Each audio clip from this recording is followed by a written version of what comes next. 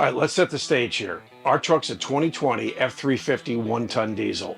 It's got plenty of power, it's comfortable. I think it's sexy as in fact, I actually wanted to call it a sexy beast, but Pam kind of nixed that. Anyway, it's done everything we've asked it to do. We've towed this rig 28,000 miles around the country, and we had about 60,000 miles on it when something happened that I've never heard happen before. In fact, actually talking to many people, they've never seen it happen before. In fact, talking to the insurance adjuster, they said they've never heard of that happening before. So we're going to cover what happened to the truck when we were in Oregon. In fact, we actually talked about that in one of our previous videos called Truck Troubles and Day Drinking. And drinking had nothing to do with it, of course. But what we wanted to do is detail that. And if that wasn't bad enough, after all that happened, something else really bad happened. So let's take you back to Philomath, Oregon, where all of this started to unravel. We've been having an issue with our truck, and I want to give a shout out to John and Caroline from Grand Shamrock Tour. We had an issue. We were supposed to meet them for dinner. We actually wound up doing it, but he kind of guided me through a couple issues we thought we had. As it turned out, it was just the truck was throwing some codes. It was weird. And then the battery started doing something funny. So we decided this morning we had to go get new batteries for the truck. And if you have a diesel truck, as those of you that do know, that you have two batteries. So it's twice the expense to get that done. Nonetheless, truck started great this morning. It was good. We were starting to hook things up, clean things up. And then I got back in the truck after about a half an hour later. It was dead as a doornail. And we're like, what in the world? So we realized we needed new batteries. Luckily, somebody came and gave us a jump. And we did that. I took the battery down to, thank goodness it's a Sunday, and I found a Napa auto battery. We were getting the smell of like just sulfur and just, and the battery I saw was weeping yesterday. And so I said, okay, we've got to go. Thank goodness a Napa Auto Parts was open on Sunday morning, and they had two batteries, 850 cranking amps for this truck. And I drove it down there, and the smell was just awful. I had to drive with the windows open. So I get down there, pay for the batteries, and went to open up the hood of the truck, and one of the batteries, the cap had exploded off, and the safety little, sort of inspection window had popped off. I got, sulfuric acid in the thing, so into the, not the cab of the truck, but into the, under the hood and everything. So I got a bucket of soapy water, kind of got some baking soda, put that on there. Here's the picture of the battery after, but it is quite a mess. But we got two new ones installed, got the AAA discount. That was awesome. And we're on our way to Florence. So after we replaced the batteries, we headed to Florence, Oregon. Truck seemed fine. After a couple days, it did throw a code. I tried to call a couple dealerships in Corvallis, in Coos Bay, in Newport, and none of the dealerships could get in to see us for really several weeks. But the truck acted fine, so we really weren't that concerned with it. But I did start to think, when I was back in Philomath, we had gone to an AutoZone to get the battery checked, and it, quite frankly, checked fine before it blew. However, what I realized is that they did not disconnect the other battery when they checked the battery that finally blew. So there's a lesson here that should to be learned, and that is, if you have a diesel truck and you're going to get your batteries checked, make sure they disconnect one of the other batteries so they can test them individually. We did not do that. There was a little bit of weeping in that battery, and it seemed like it was fine. It checked fine, but again, little did we know that it was going to blow up the very next day. So after all of that, we actually made it back to Texas. However, we actually went through Bend and Sisters, Oregon, spent a couple days there, went down to Crater Lake for a couple days, went down to Reno and Tahoe area for a couple days, went to Vegas for 12 days, where Pam's dad lives, and then we went to the Grand Canyon, and when we got back to Texas right after that, about a week later, we noticed something was really wrong. The acid had started to eat through the fuel lines. Well, I'm going to show you something that is a little bit different for us that you probably won't recognize. In fact, I really can't recognize it myself, but that is not our truck, and I'm about to show you why that's not our truck.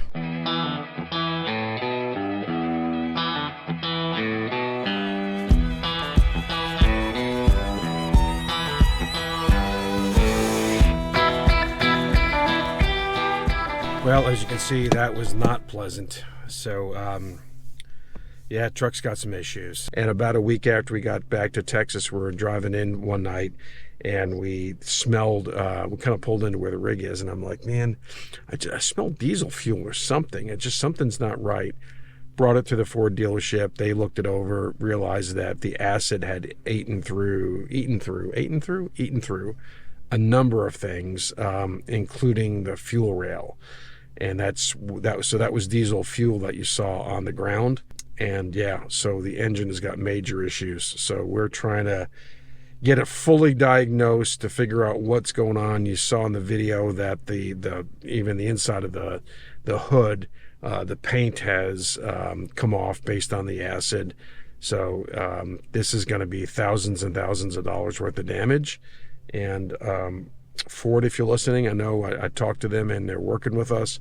Hopefully they'll do the right thing. And a $150 battery should not cause $5,000 worth of damage that we're going to be in here for. So that's where we are, and that's why we're in the rental, and we do not have an ETA on when we're going to get our truck back. So the good news is that we're here for 2 months. Until after the holidays, so we should be able to get this all taken care of. In the meantime, we're driving a 2023, 24, I guess, F-150, and it rides really nice. Kind of miss my F-150, but it's not going to do anything to tow the truck, or tow the fifth wheel. So we'll keep you posted, but that's exactly where we are, and the truck has been excellent for us. 65,000 miles. It's been an excellent truck, no complaints at all. It's done everything we've asked it to do. The battery was the issue. So let's see where we net out, but we'll keep you posted. So after the truck was in the shop for 6 weeks, we finally got it back on December 30th, just in time because we were due to leave for Florida right after the first of the year. Drove the truck around for a little bit. Everything seemed fine. We hooked up and we left and we started going. And then the story got worse.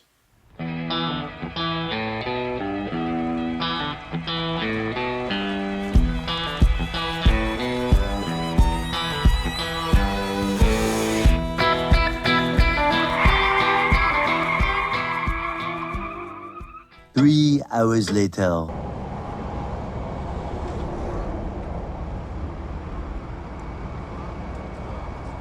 You see all that? That's all of our diesel fuel on the ground with a dead truck and our RV on the side of Interstate. Oh yeah, that's lovely. Well, this is a first for us. We never needed to have the F-350 towed before. When it first happened, we thought, what in the world do those guys at Prosper Ford do? And as it turned out, they did nothing wrong. We'd asked them to change the diesel fuel filters as part of a normal maintenance. They replaced those filters after they cleaned up the sulfuric acid in the engine compartment. We just happened to have a bad one from parts. It had a hairline crack in it, and due to the high pressure of the diesel fuel line, it finally failed after 80 miles of driving. I want to give a special shout out to Crow Towing of East Texas. Those guys were so awesome, courteous, and really helped us out in a time of need. And I also want to give a special shout out to Tolliver Ford in Mineola, Texas. Those guys got our truck in the shop, fixed, and out the door in 24 hours. So we have arrived at the Mineola Civic Center and RV Campground, I think is what it's called, and it's actually really pretty nice. Thankfully, we have 50 amp service and water, and Ken, the tow truck, who, first let me say, Crow Towing, I think they're based out of Tyler or Lindale, I'm not sure, maybe both, but they were amazing. The guy is super nice. They towed the truck on one tow truck, and then with his pickup truck, he had a hookup to attach the RV, and he brought us here and has taken Ken back to the Ford dealership to I guess to kind of find out what the status of that was. And he's so nice. He even said if he doesn't have a way to get back, he'll just bring him back here. So I'm not sure what's going to happen, but I guess we're here for a day or so. Maybe we can play some pickleball, which you might be able to see right over there are some pickleball courts. So that's pretty cool. You can get some exercise in. And like I said, we have, 50 amp service and water, so can't ask for much more than that. Let's just hope for the best when it comes to the truck. The next day.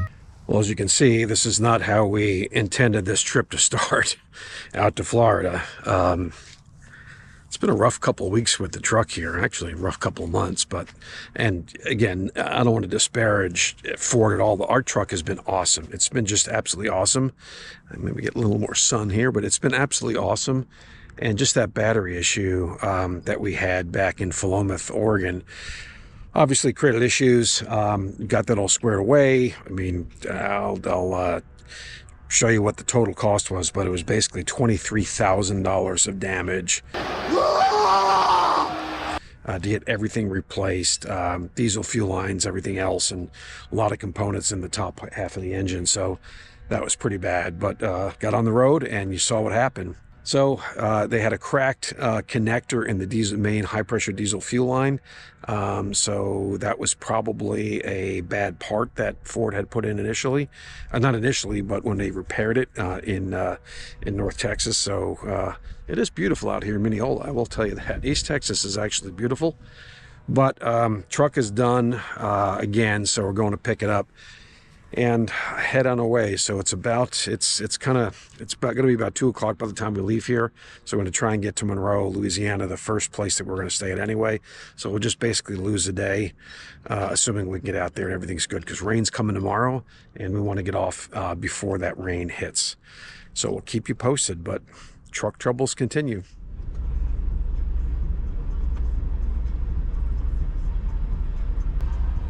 Trying to get out of town, and it's those stinking trains once again. It's like whenever we're in a rush to get somewhere. It's now 2:39. I think karma just tries to get Ken back for all of his inability to control his frustration and anger. I don't doubt it. But how many times have you seen this to where kind of in a rush and we gotta wait for, and then we know, hey, nothing against trains. We know we've now met 2 train conductors, but I just wish the train was behind us, not in front of us. So anyway, take it to Monroe. It's going to be a long day. Now that the truck was all fixed up, we needed to make up some time getting to Florida. We had a few long drive days ahead, and that's something we really don't like to do. We had an important event to get to with some friends you might recognize, and we did not want to miss it. Thankfully, the truck did get us there without any more issues. I guess she really is a sexy beast after all. This is what I was talking about here, so. My guys, give me something here. You gotta give me something. All right.